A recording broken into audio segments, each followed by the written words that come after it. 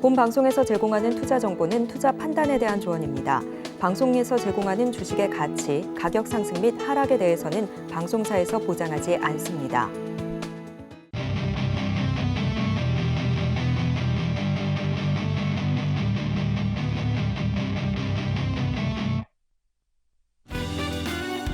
오늘의 유레카 헤드라인입니다.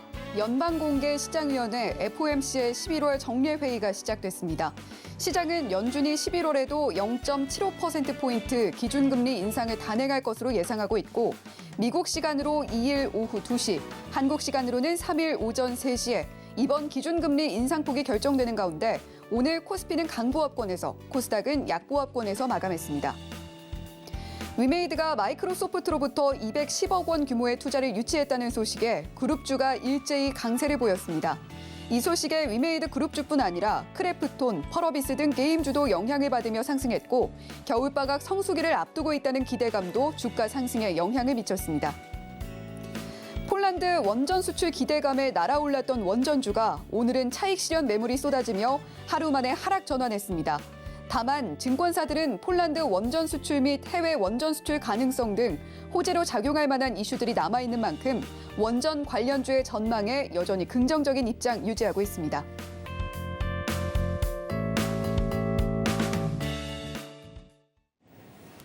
네, 오늘의 유레카 헤드라인 만나보고 왔습니다. 자, 오늘 종목 발견의 여정은 바로 이분과 함께합니다. 승부사 김희관 파트너님 옆에 나와 계십니다. 안녕하세요. 네, 안녕하십니까.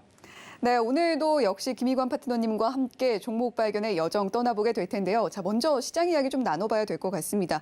자, 오늘 시장 FOMC 결과를 좀 앞두고 코스피는 강보합권에서 마무리가 됐고요. 코스닥은 약보합권에서 마무리가 됐는데, 자, 외국인의 매수세가 계속해서 이어지고 있다는 점은 좀 긍정적으로 보입니다. 네, 상당히 좀 긍정적인 현상으로 보여집니다. 제가 서울경제TV에서 시청자를 처음 만나본 이후부터 계속해서 지금까지 강조를 해드린 내용이 있었죠. 현재 시장은 변곡점에 있다. 하지만 이런 변곡점을 통과하면서 위험 요인보다는 기회가 많아질 것이다라고 말씀을 드렸는데 지수는 꾸준하게 올라와서 코스피 기준으로 60일 이동평균에서 어느덧 근접을 하고 있습니다.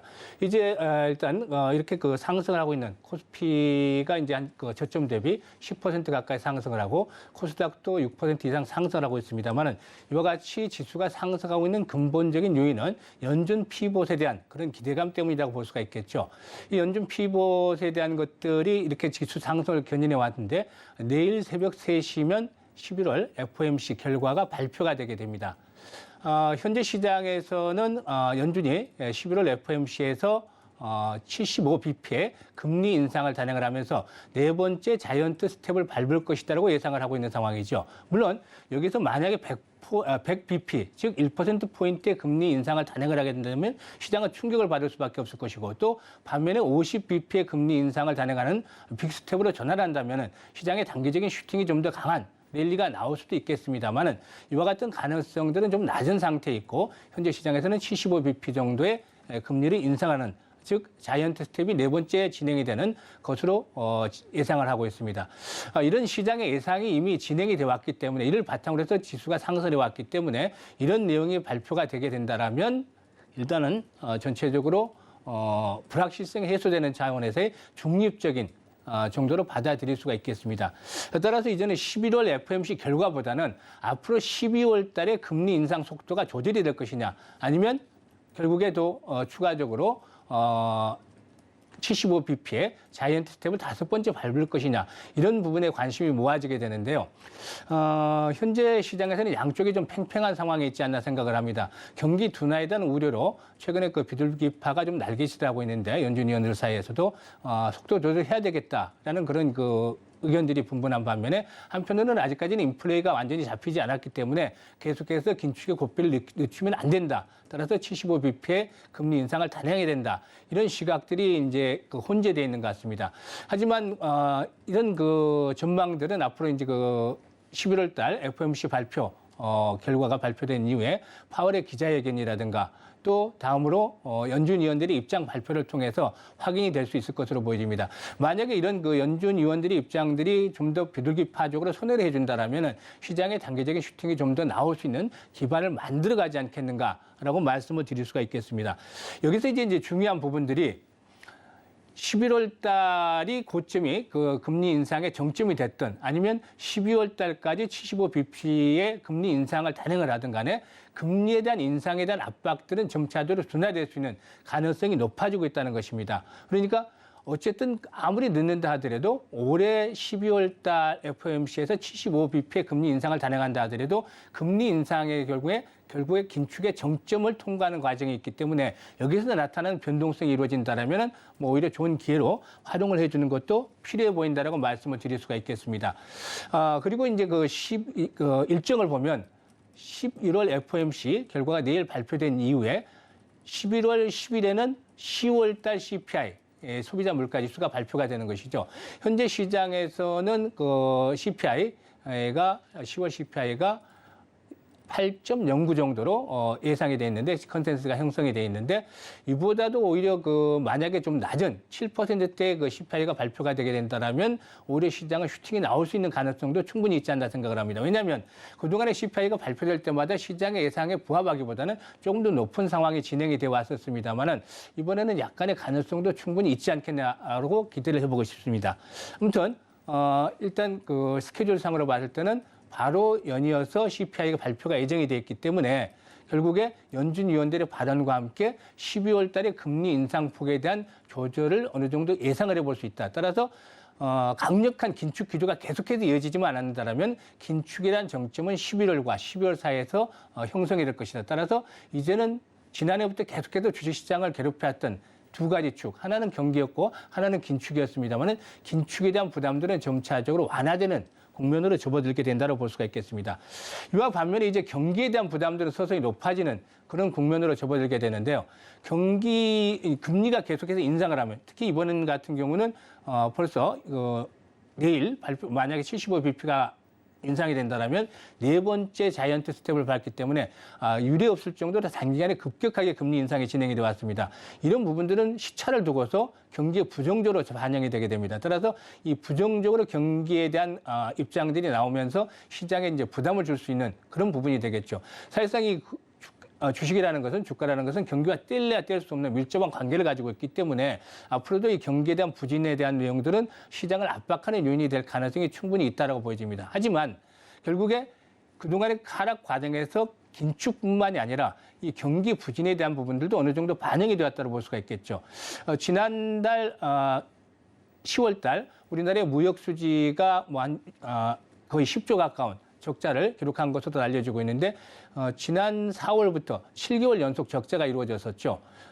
일단 뭐 이렇게 7개월 연속 적자를 본 것은 1997년 이후 25년 만에 처음 있는 일이라고 하는데 이번 올해 환경들은 상당히 좋지가 못했죠. 우크라이나 전쟁도 있었고 또 다음으로 볼 때는 뭐 국제적으로 글로벌 중앙은행의 긴축들이 계속해서 진행이 됐었고 또 경기 둔화에 대한 부분들도 어우러지면서 이런 우리나라 환경들이 무역 환경들이 상당히 좋지가 않았습니다. 그래서 7개월 연속 적자를 보여왔었는데 앞으로 뭐 에너지 가격이 좀 어느 정도 안정이 되거나 또 반도체 부분의 생산이 수출이 좀 더 늘어나는 뭐 이런 부분들이 뒷받침이 되어준다면 서서히 적자폭을 축소를 해가고 내년쯤에는 다시 흑자 기조로 전환이 될 수도 있지 않겠는가 보여집니다. 아무튼 현재 국면은 결국에 경기에 대한 부담을 주고 있는 상황이라는 점을 감안할 필요가 있겠죠. 따라서 연준이 만약에 긴축에 대한 고삐를 조금 늦춘다 하더라도 이것들이 인플레이션이 완전히 완화됐다기보다는 결국에 경기에 대한 우려 때문에 감축이 되는 것이기 때문에 안심할 수 있는 상황은 주변 여건은 안심할 수 있는 상황은 아니다라고 보여집니다. 하지만 강조를 드리고 싶은 것은 이미 이런 요인들, 앞으로 부정적일 수 있는 경기에 대한 부분까지도 상당 부분 반영이 되어 왔다라는 점을 감안해 볼 필요가 있겠습니다. 그리고 이제 다음으로 본다면 이 경기에 대한 부분들이 어느 정도 반영이 됐다면 수급 측면에서는 어떻게 나타나고 있느냐 이런 부분들도 한번 살펴볼 필요가 있겠는데요. 수급 동향을 보게 되면은 전체적으로 외국인 투자가들이 꾸준하게 이제 매수에 나서고 있음을 확인할 수가 있겠습니다. 외국인 투자가들이 상반기까지만 하더라도 줄기차게 매도를 하다가 7월부터 매수로 돌아섰죠. 9월 달에는 일시적으로 순매도를 한 2조 넘게 순매도를 했었습니다만은 7월 달부터 순매수 기조가 추세적으로 이어지면서 지난 10월 달까지 한 7조 이상을 순매수를 했습니다. 7조 이상을 순매수를 했었는데요. 11월 들어서도 이틀 만에 한 1조 정도 아주 대규모 매수가 이루어지고 있는 상황이죠.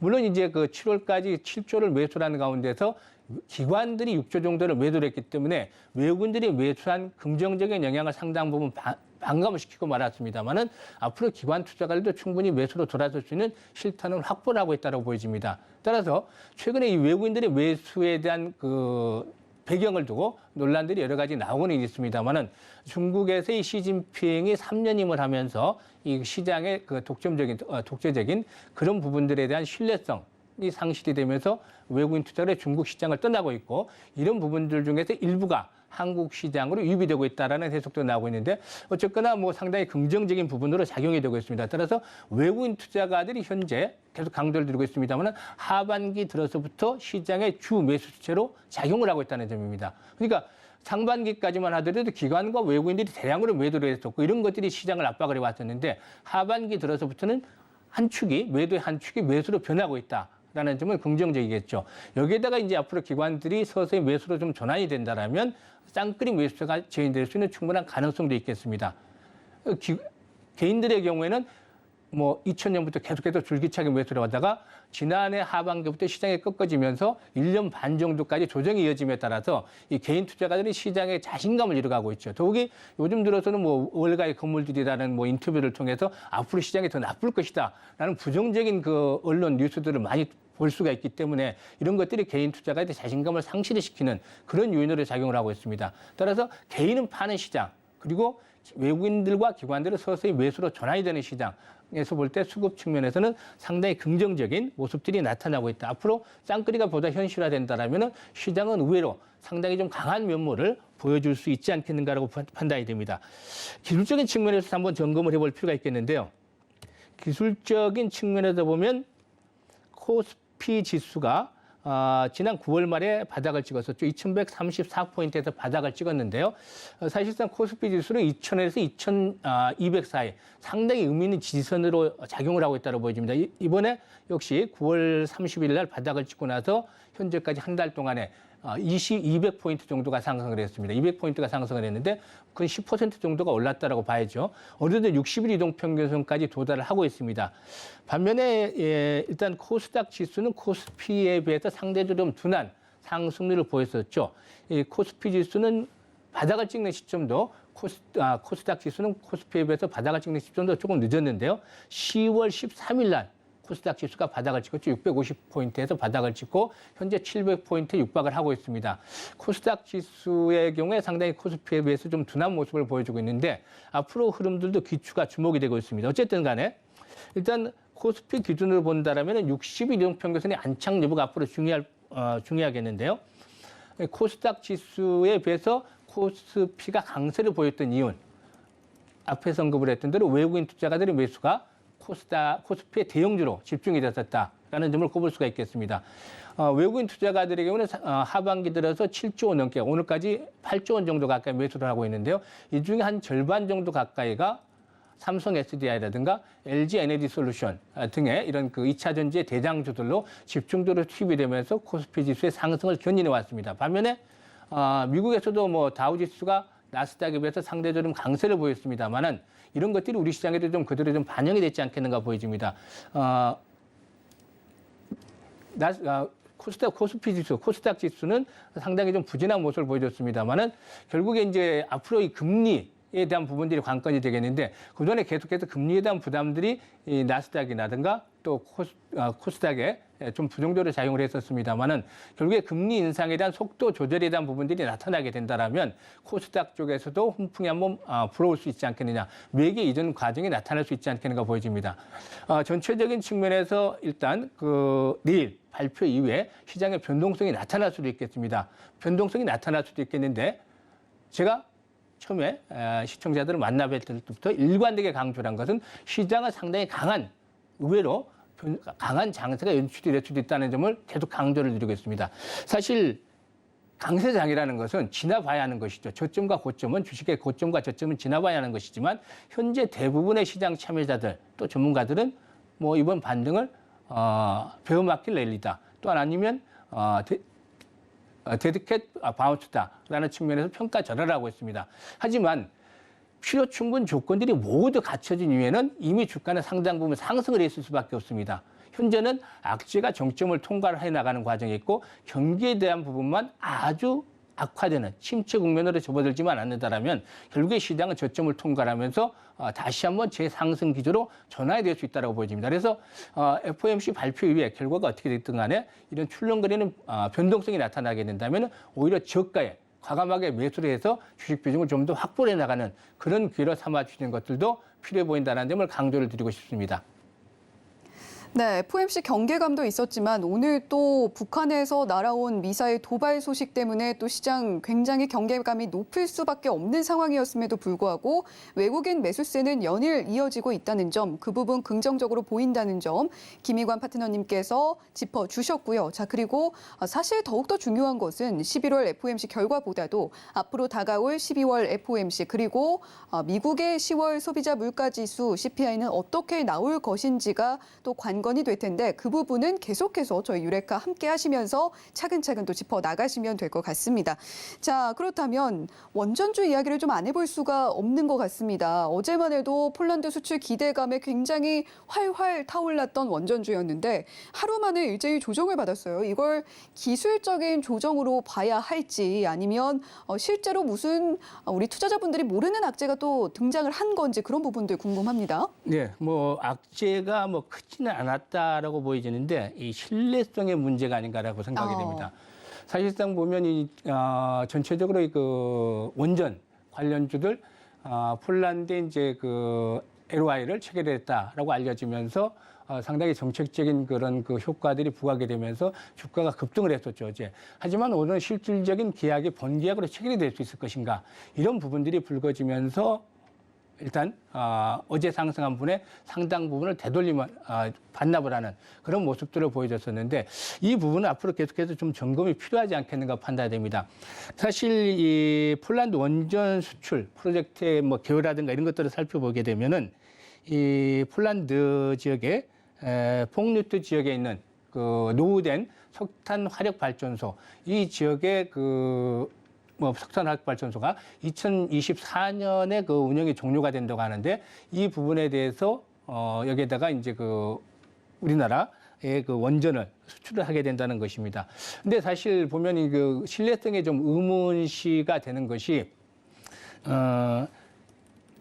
폴란드의 그 부총리라든가 또 우리나라 그 산업부 2차관이라든가 거의 뭐 이 본계약까지 성사에 대한 것은 문제가 없다라는 입장을 표명을 했었습니다. 사실 폴란드 부총리도 적극적으로 뭐 추진을 하고 있고 우리나라의 그 산업부 2차관도 역시 100% 정도의 그 성공 가능성을 예상을 했습니다만은 전체적인 측면에서 봤을 때 그 폴란드의 그 주 사업자 라고 할 수 있는 부분에서 문제가 좀 생겼지 않나 이렇게 볼 수가 있겠죠. 이 폴란드의 그 제팍이라는 그 주 사업자, 우리나라의 한수원과 맞물리면서 이 주 사업자로 부각이 된 부분이 순자본 규모가 순자산이 4천억 정도밖에 되지 않는다. 그래서 뭐 10조, 20조 대, 또 30조 대 계약을 유지할 수 있을 것인가, 이런 부분들에 대해서 시장에 의구심이 좀 나오고 있다고 볼 수가 있겠습니다. 더욱이 우리나라와 LOI를 체결하는 과정에서 오히려 다른 회사와 체결했던 SMR의 LOI는 또 해지를 했다, 이런 부분들도 부각이 되고 있죠. 그러니까 이게 완전히 정식 계약에 체결이 된 상태가 아니기 때문에 결국에 앞으로 정식 계약까지는 험난한 좀 길이 남아있다, 또 확인을 해야 될 그런 과정이 남아있다라는 측면에서 오늘 변동성이 나왔지 않겠느냐, 이렇게 볼 수가 있는 것 같습니다. 네, 원전주 결국엔 좀 신뢰감의 문제로 오늘 좀 조정이 나온 것 같다라고 이야기를 해주신 김희관 파트너님이셨습니다. 자, 이렇게 김희관 파트너님과 함께 오늘 시작에서 주목을 받았던 헤드라인들 하나하나 꼼꼼하게 짚어봤는데요. 자, 김희관 파트너님, 그렇다면 이 두산 에너빌리티에 대한 관심들이 굉장히 높은 상황에서 이 종목은 좀 매매 전략 어떻게 가져가면 좋을지도 궁금합니다. 근데 이제 사실 그 두산 에너빌리티라든가 한전 기술 같은 거는 그 사업이 본격적으로 진행이 된다라면 상당히 좀 도움이 될 수 있지 않겠느냐. 그 수혜를 받을 수 있는 직접적인 수혜를 받을 수 있는 종목이 되지 않겠는가 판단이 됩니다. 앞에서 언급을 했습니다만 제팍이라는 회사에 대한 이 계약 체결, 본계약의 체결에 대한 신뢰성은 여전히 좀 남아있기는 하지만 현 정부의 그 원전 수출 정책들을 감안했을 때 여러 가지 좀 난관들을 극복을 한다면은 결국에는 시간은 걸리겠지만 정식 계약으로 체결이 될 가능성도 충분히 있다고 생각을 합니다. 또 원전에 대한 부분들의 수출들이 계속해서 이제 진행이 될 수 있는 그런 부분들이 있겠는데 폴란드뿐만 아니라 체코에 대한 그 수주 가능성도 충분히 있고 국내에서도 2023년도부터 다시 한번 작업들이 본격적으로 진행이 되지 않겠는가라고 볼 수가 있겠습니다. 따라서 이 원전에 대한 수주 시간은 좀 필요하겠습니다만은 계속해서 앞으로 하나씩 둘씩 비중들이 좀 더 높아지는 그런 과정을 나타낼 것으로 보여집니다. 실질적으로 이제 이 두산 에너빌리티 같은 경우는 앞에서도 언급을 했듯이 일단 원전 수주가 이루어지게 되면은 직접적인 수혜를 입을 수 있는 그런 종목이 되지 않겠는 걸 말씀을 드릴 수가 있겠는데 영업이익이 3분기에 상당히 좋았습니다. 영업이익이 3,146억 정도를 기록을 하면서 전년 동기 대비해서 40% 정도나 늘어나는 그런 모습을 보여줬습니다. 이 원자로라든가 중기 발생기 같은 이런 공급 계통 등 이런 APR 1,400 주기기를 공급한 적이 있었기 때문에 앞으로 일단 그 수주들이 본격화된다면 이런 부분에서 신규적인 매출 발생을 해 나갈 것으로도 보여지고 있습니다. 그리고 또 신한호 3, 4호기에 대한 그런 수주 가능성들도 충분히 있기 때문에 여러 가지 모멘텀들은 뒷받침이 되고 있는데 문제는 그동안 원전 관련주들이 여러 차례 걸쳐서 같은 동일한 테마 가지고 신규 수주에 대한 모멘텀들을 가지고 계속해서 지속적으로 상승을 해왔다. 이런 점들이 일단 걸림돌로 작용을 하는 것 같습니다. 따라서 시세를 여러 차례 냈었기 때문에 이 반복된 재료 가지고 시세를 냈었기 때문에 테마주로서의 그 부담은 신선도는 떨어지고 있다고 볼 수가 있겠습니다. 다만 현 정부의 친원전 기조. 지난 정부에서는 사실상 탈원전이었습니다만은 가장 대립되는 정책 중에 하나가 지난 정부에서는 탈원전이었다면 현 정부에서는 신원전 기조로 강화를 해나가는 상태에 있죠. 따라서 정책적인 모멘텀들은 계속이 될 수 있다. 따라서 이슈가 나오게 된다면 언제든지 한 번쯤 슈팅이 또 나올 수가 있겠는데요.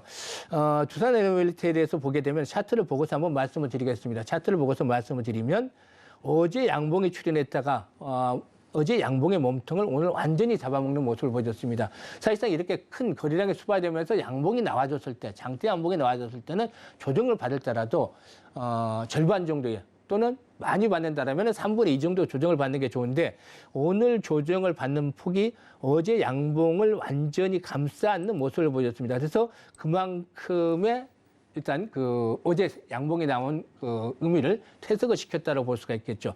하지만 큰 흐름상으로 본다면 고점에 대비 상당히 좀 낙폭이 컸었습니다. 그래서 현재는 1차적인 지지 라인권에 진입을 하고 있다고 볼 수가 있겠죠. 1차적인 지지 라인에 근접을 하고 있는데 지금 주봉이라든가 월봉을 토대로 보면 장기이동 평균선들이 현재 맞닿아서 반등이 나와주는 국면에 있습니다. 그래서 단기적인 측면에서 보게 된다면 이 종목 같은 경우는 현재 21선이 포진하고 있는 가격대 13,000원대 초중반이 되겠습니다만은 이런 가격대에서 지지를 확보가 일단은 필요해 보인다고 생각이 됩니다. 만약에 이 가격대가 무너진다면은 거래량이 또 줄어들면서 이 가격대가 무너진다면 추가적으로 하락이 좀 더 이어질 수밖에 없겠는데 그렇게 된다면은 결국에는 10,000원대 초반에서 마지노선이 아마 형성이 될 것으로 보여집니다. 10,000원대 이하까지 떨어지는 시세는 나오지 않을 가능성이 높겠고 10,000원대 이상에서는 강한 지선이 받쳐줄 것으로 보여지는데 1차적으로 13,000원대에서 13,500원대에 포진하고 있는 지지 라인들 확인이 되고 또 거래량이 회복이 된다면 서서히 반전의 시나리오를 써갈 가능성이 높습니다. 따라서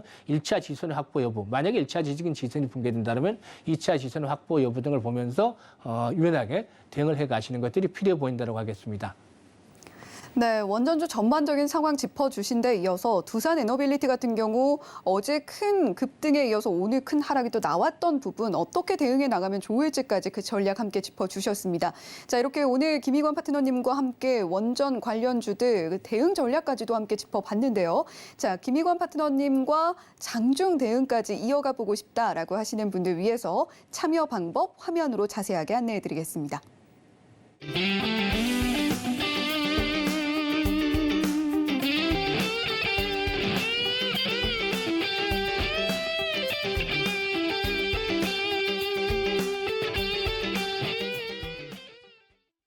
네, 오늘 종목 발견의 여정 김희관 파트너님과 함께하고 있는데요. 자, 지난 유레카 종목 처음으로 공개를 해주셨던 유레카 종목인데 자, 코리아 서키트 현 시점에서는 어떻게 대응해 보면 좋을지 김희관 파트너님께서 또 점검을 한번 해주시겠습니다. 네, 코리아 서키트 제가 처음에 말씀을 드렸을 때 이 종목은 단기적으로 어떤 그 불꽃 같은 랠리를 보여줄 수 있는 그런 종목은 아니다라고 말씀을 드렸었습니다. 네. 하지만 엉덩이가 무거우면 무거울수록 충분히 수익을 올려줄 수 있는 종목이다라고 말씀을 드렸는데 현재는 뭐 큰 시세 변화가 없습니다. 이게 이제 긴 흐름을 보고서 투자라고 말씀을 드렸던 건데 역시 아직까지는 제한된 범위 내에서 등락을 거듭을 하고 있습니다. 이제 3분기 실적들이 이제 조만간에 발표가 되게 될 텐데요. 이 종목에 대해서 말씀을 드렸던 부분은 결국에 저평가돼 있다라는 측면에서 말씀을 드렸었죠. 그러니까 자본금이 120억 정도인데 연간 영업이익이 한 1,400억 정도로 예상이 될 정도로 실적에 비해서 현재 극심하게 저평가돼 있다. 또 단기간에 그만큼 또 낙폭이 컸었기 때문에 이런 부분들이 일단 긍정적으로 작용을 할 것이다라고 말씀을 드렸습니다. 여전히 일단 바닥권에서 시세를 형성을 하고 있는데요. 주봉이라든가 월봉의 흐름을 봤을 때도 역시 주요 지지선에 도달하고 있습니다. 따라서 현재쯤에서 뭐 추가적으로 하락할 자리는 많지는 않다라고 보입니다. 시장이 몰락을 하게 된다라면 이 종목도 역시 충격을 받을 수밖에 없겠습니다만은 조금 전에 그 시황 브리핑에서 말씀을 드렸듯이 저는 개인적으로 봤을 때 이번 시장 자체가 베어마켓 랠리 수준을 넘어설 수도 있다. 의외로. 일단 뭐 여러 가지 조건들이 조금만 더 개선이 되어준다라면 상승 추세력 복귀도 충분히 가능할 수 있다라고 보여집니다. 그렇기 때문에 이런 상태에서 본다라면은 동사의 경우에도 3분기 실적이 뭐 시장의 컨센서스를 크게 하야하지만 않는다라면 실적들은 뭐 여전히 뒷받침이 될 것으로 보여집니다만은 이런 조건 속에서 바닥을 다지고서 회복 추세가 진행이 될 것으로 보여집니다. 아직은 거래량이 미미한 상황에 있습니다만은 거래량 정도가 앞으로 좀 더 증가를 하면서 뭐 한 50만 주대 정도씩 이렇게 거래량이 기본적으로 수반이 되어진다면 주가의 탄력성도 강화될 수 있을 것이라고 보여집니다. 따라서 이 종목은 현재 시세 움직임이 둔한 편이긴 하지만 서서히 앞으로 꾸준하게 저점을 높여나갈 수 있는 종목이기 때문에 편하게 투자를 해주셔도 큰 무리가 없을 것으로 보여집니다.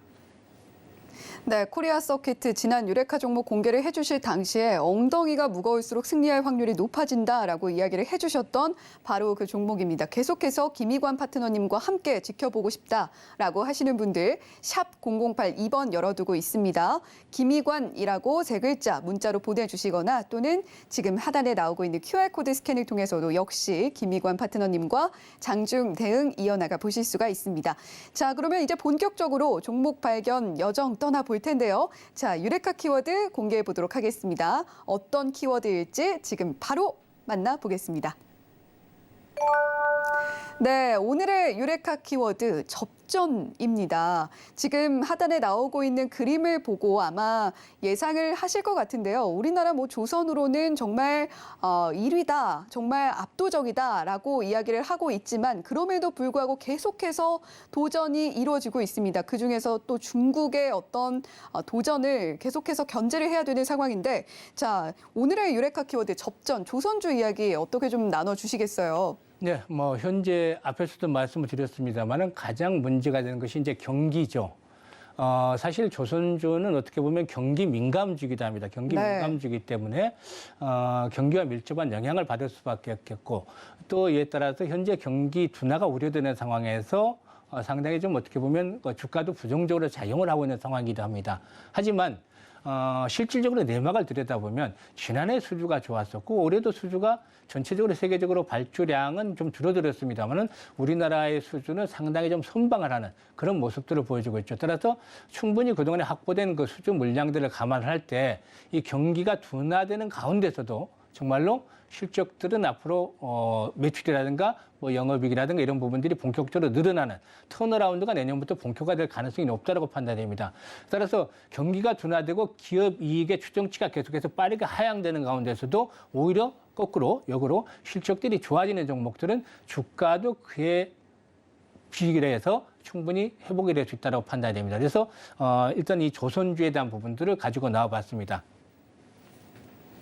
네, 조선주 지금 현재 처한 상황, 특히나 경기 민감주로서 이 섹터를 어떻게 바라봐야 하나 그 부분 오늘 이야기해 주신다고 합니다. 자, 그렇다면 좀 대표적인 조선주 종목 살펴보면서 자세한 업황 이야기 나눠주시죠. 일단 뭐 조선주들은 뭐 알다시피 이제 뭐 조선 3사가 대표적이긴 합니다만은 업황에 대해서 이제 좀 더 말씀을 드려보겠는데 우리나라와 중국 이 이제 그 대립이 되는 관계죠. 항상 대립이 되는 관계인데 3분기까지 수주 물량, 수주 금액을 톤수로 본다라면 거의 비슷하게 44%대 44%로 나눠서 박빙을 보여주고 있다고 하겠습니다. 다만 그 수주 척수에 비하면 중국이 500한 3, 40대 되고 우리나라 수주 선박수가 이에 절반 정도 수준에 치고 있습니다. 하지만 우리나라 같은 경우는 고부가 가치 쪽, 특히 LNG선이라든가 컨테이너선 쪽에 강점을 가지고 있는 상황이기도 하죠. 중국 같은 경우는 뭐 아시다시피 이 저가 노동력, 물론 이제 중국도 최근에는 임금이 상당 부분 높아지기도 했었습니다. 그래서 중국의 임금도 좀 높아지긴 했습니다만 아직까지는 우리나라와 격차가 임금 격차가 크기 때문에 일단 그 저가인 노동력을 바탕으로 해서 양적인 공세를 펼쳐왔다고 하겠죠. 따라서 이 중국은 양적 공세를 하는 반면에 우리나라 같은 경우는 이제 기술력, 특히 LNG선 건조에 대한 기술력들을 계속해서 노력을 해왔고 이런 부분들이 성과를 거뒀다. 따라서 LNG선 시장에서는 우리 시장에 상당히 좀 우리나라가 독주하는 그런 모습들을 보여줬다고 하겠습니다. 현재 올해 들어서 LNG선의 발주가 상당히 많이 이루어졌습니다. 이 가운데 우리나라가 뭐 거의 90% 정도를 수주를 할 정도로 독주를 해왔다고 볼 수가 있겠죠. 물론 최근 들어서는 중국에서도 이제 그 GTT와 적극적으로 협력을 하면서 일단 LNG선에 대한 라이선스를 어느 정도 획득을 하고 이를 바탕으로 해서 LNG선 건설에 착수를 하고 있는데요. 중국 같은 경우는 지난해에 비해서 올해 LNG선 수주가 상당히 좀 많이 이루어졌습니다. 그렇지만 우리나라와 비교해 볼 때 아직까지는 LNG선의 그 확보, 수주 수가 큰 차이를 보여주고 있고 기술력에 대한 격차도 여전한 상태였기 때문에 아직까지 그 중국이 따라오기까지는 시간적인 그런 여유들이 있지 않겠는가라고 볼 수가 있겠습니다. 따라서 일단 그 고부가 가치 선박의 수주가 이루어지면서 우리나라들은 상당히 좀 긍정적이다라고 볼 수가 있겠습니다.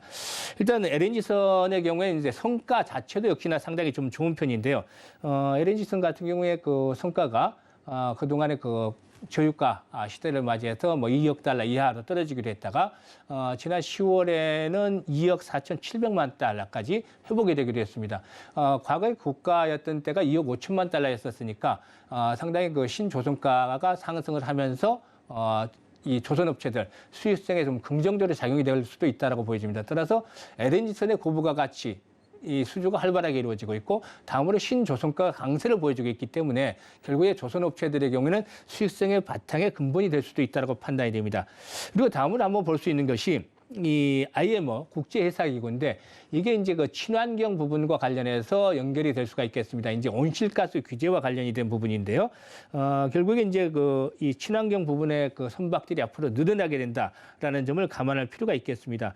내년부터는 400톤 이상의 선박으로서 국제항에 종사하는 선박의 경우에 이 IMO에서 제시하는 그런 그 온실가스 규제에 대한 것들을 통과를 해야 되는데 이것들이 이제 자격 요건들이 쉽게 말하자면 우리나라가 우리 그 일상에서 자동차 종합 검사를 받아서 뭐 이런 그 검사를 받듯이 IMO의 규정에 의해서 환경 부분을 통과하는 검사를 받아야 되게 됩니다. 이게 이제 통과가 못하게 된다라면 결국엔 선박 운행까지도 규제가 받기 때문에 이런 부분들이 이제 긍정적으로 아마 신조선 업체에 긍정적으로 작용이 될 수도 있다라고도 판단이 되고도 있죠. 사실상 이런 규제를 피하기 위해서는 여러 가지 그 선주 입장에서는 방향이 여러 가지가 있겠는데 일단 기름을 상당히 좀 저유황료를 쓰는 방법이 있겠죠. 이렇게 된다면 결국에는 원료 값이 많이 들기 때문에 마진이 줄어든다는 단점이 있을 것이고, 다음으로는 타랑 시설을 설치하는 그런 부분도 있겠습니다. 타랑 시설을 설치하는 부분이 있겠는데, 타랑 설비를 자체를 설치하는 부분에서도 역시 비용이 상당히 소요가 됩니다. 그리고 이 타랑 설비를 설치하게 되면은 부피가 커지기 때문에 선박에서 차지하는 면적들이 일단 또 커지기는 단점들이 있습니다.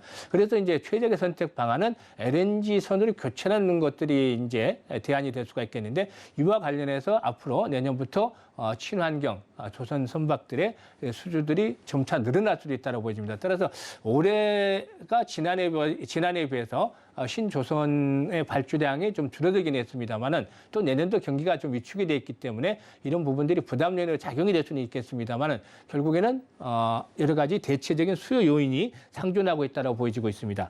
그리고 이제 현재 지금 우리나라 국내 조선 3자 수주량을 볼 때는 충분히 3, 4년 정도 토크를 채울 정도로 이미 수주들이 활발하게 이루어졌다는 측면에서 이런 것들은 아마 긍정적으로 앞으로 조선업체에 작용이 될 것으로 보여집니다.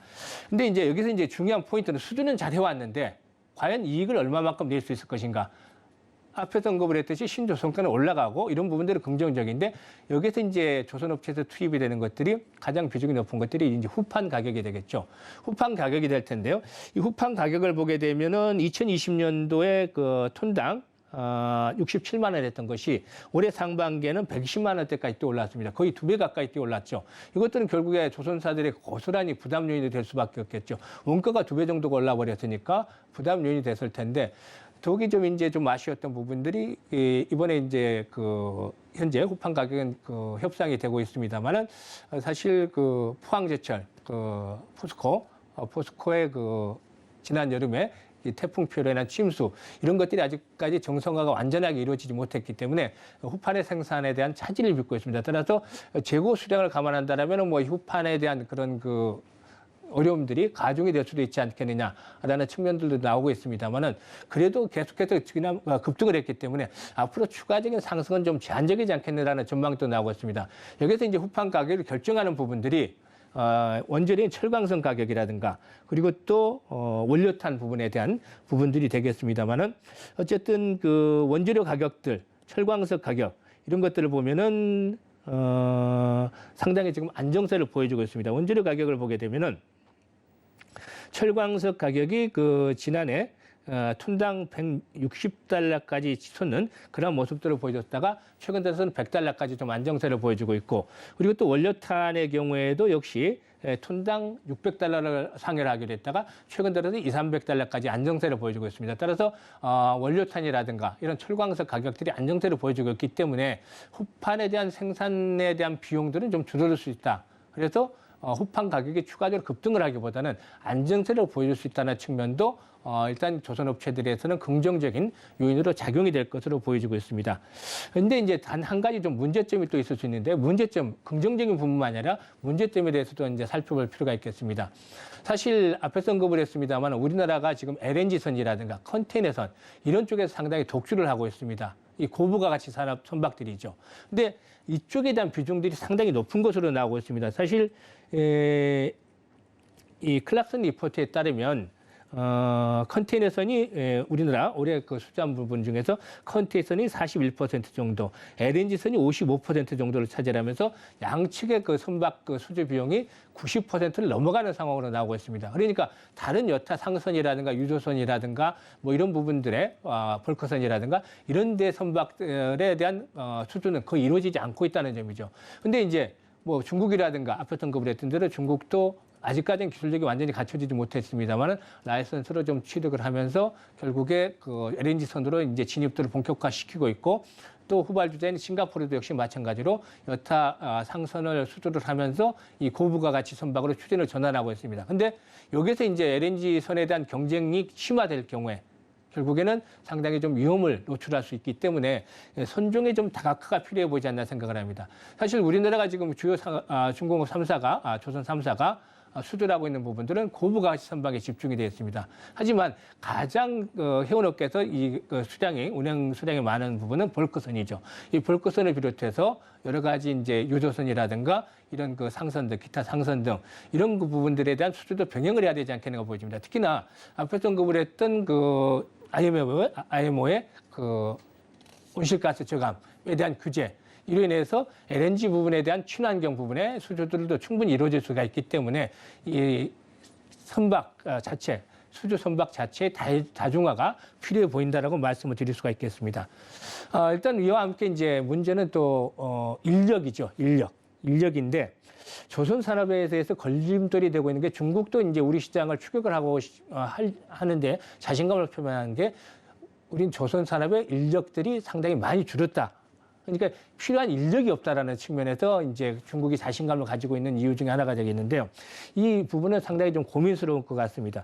왜냐하면 2015년만 하더라도 거의 조선 3사에 근무하는 인력들이 한 15만 명 정도가 되는데 현재는 아주 급감을 해 있습니다. 그러니까 그만큼 이제 숙련공들이 떠나게 된 이유가 조선 산업이 불황을 겪으면서 구조조정을 통해서 안정적인 일자리가 없어졌기 때문에 평택 단지로 이전을 하거나 상당히 좀 여타 다른 직종으로 이전을 하거나 하면서 조선업에 종사하는 인력이 크게 줄었다고 합니다. 그래서 한때는 해프닝이긴 하지만 법무부에서 좀 해명을 나중에 하기로 했었습니다만 재소자들을 조선업에 투입을 시킨다라는 말도 안 되는 그런 루머까지 나돌기도 했을 정도로 일단 인력난이 상당히 심각합니다.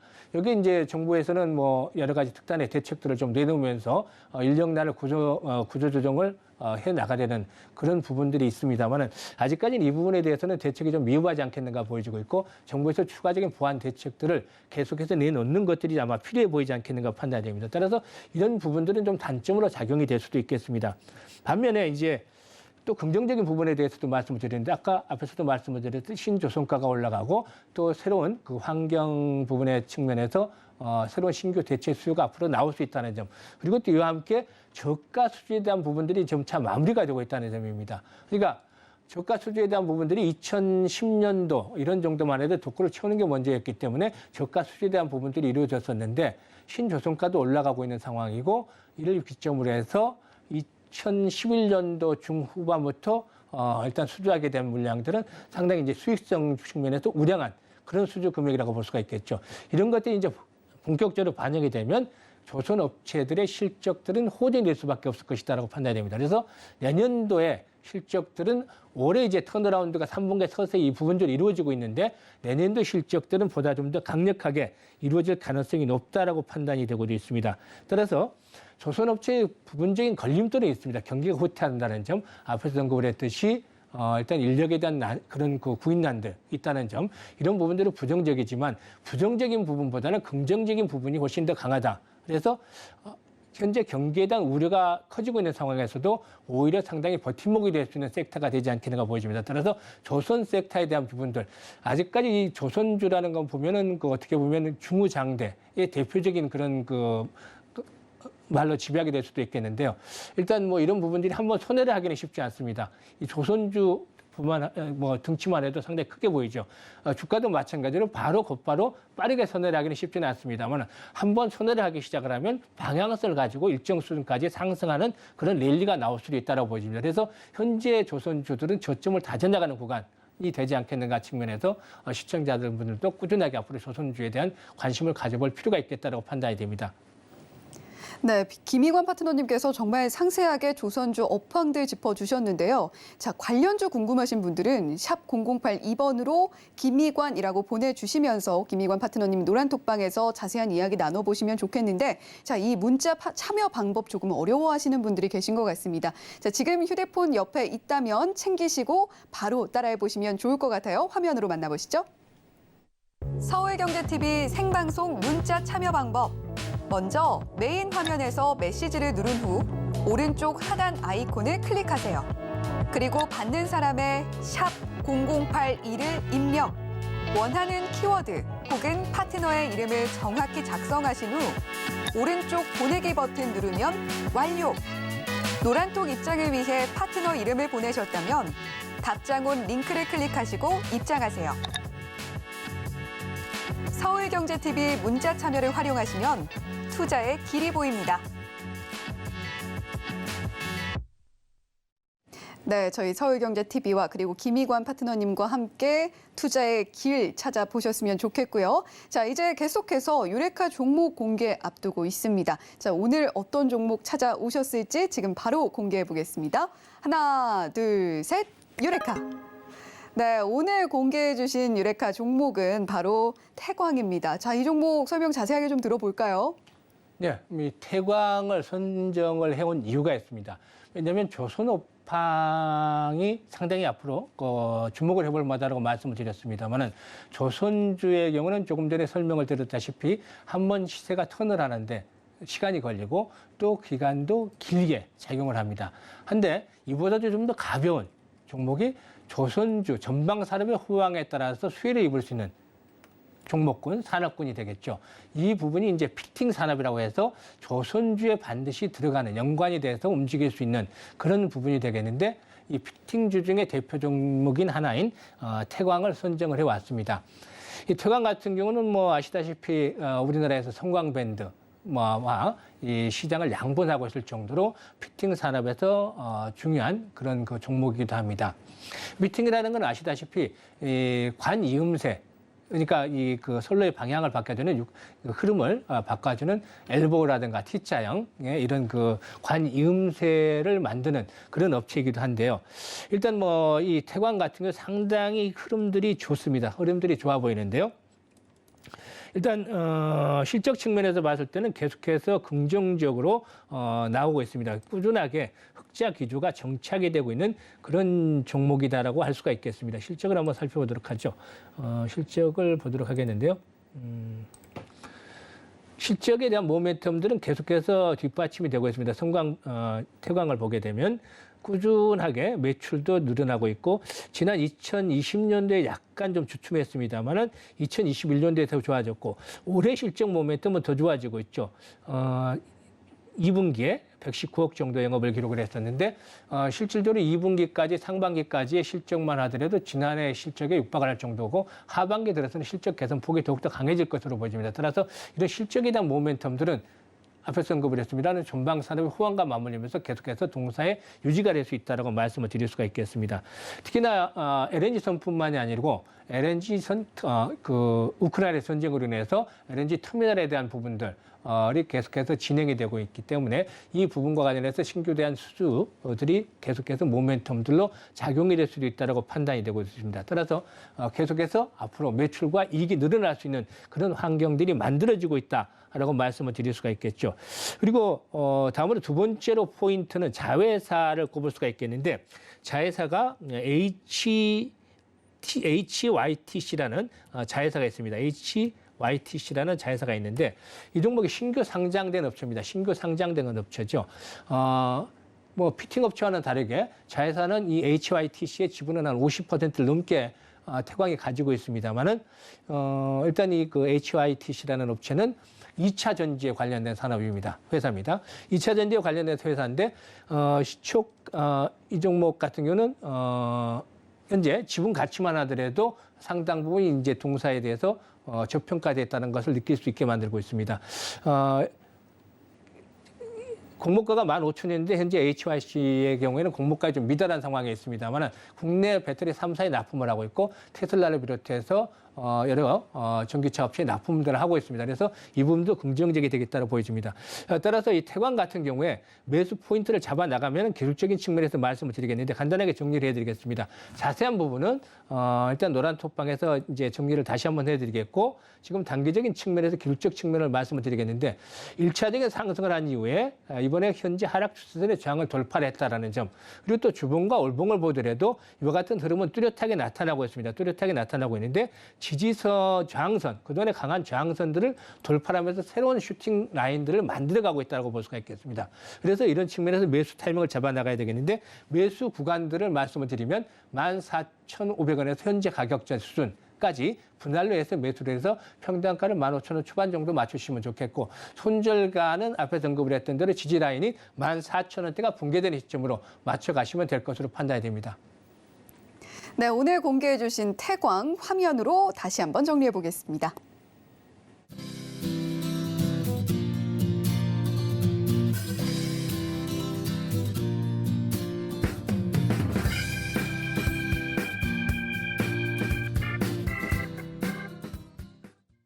네, 오늘 김희관 파트너님과 함께 했는데 워낙에 많은 것들을 또 준비를 꼼꼼하게 해주시다 보니까 못다한 이야기들이 있습니다. 자, 그런 이야기들 유튜브에서 계속해서 만나보실 수가 있는데요. 이 방송 마치고 9시 50분부터 서울경제TV 유튜브 채널에서 김희관 파트너님의 무료 공개 방송 이어지니까요. 여기에 놀러 오셔서 더 많은 이야기 들어보시면 좋겠습니다. 자, 김희관 파트너님 오늘도 너무 고생 많으셨습니다. 예, 감사합니다. 본 방송에서 제공해드리는 정보는 투자 판단에 대한 조언일 뿐 해당 종목의 가치와 수익률을 보장하지는 않습니다. 더불어서 서울경제TV, 서울경제신문은 당사의 브랜드입니다. 서울경제증권TV, 서울경제TV 손실복구팀과는 무관하며 기타 유사 명칭에도 각별히 유의해 주시길 바란다는 말씀 드리면서 여기서 인사드리겠습니다. 시청해주신 여러분 고맙습니다.